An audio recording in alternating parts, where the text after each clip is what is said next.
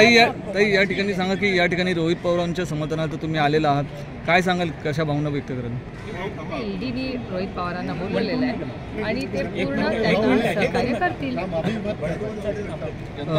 महायुतीमध्ये राजकारणामध्ये तुम्हाला प्रकाश आंबेडकरांना सोबत घ्यायचं असेल, काय सांगाल?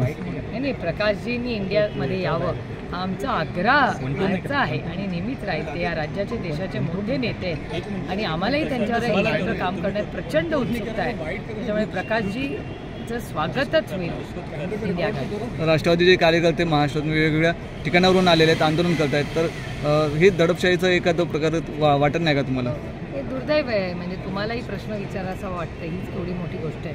त्याच्यातच आमची पोचपावती आहे की अतिशय दडपशाही आहे. यापूर्वी सुद्धा ईडीने ज्यांना नोटीस पाठवल्या ते भाजपामध्ये परिवर्तन झालेले आहेत, काय सांगाल? तुमच्या प्रश्नातच उत्तर आहे ना.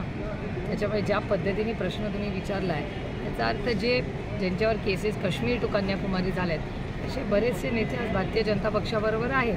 त्यामुळे भ्रष्टाचार मुक्त भारत करायचं नक्की काय झालं या प्रश्नाचं उत्तर तुम्हाला भारतीय जनता पक्षालाच विचारावं. काही वेळापूर्वी सत्यमेव जयतेचा तुम्ही उल्लेख केला, काय सांगाल?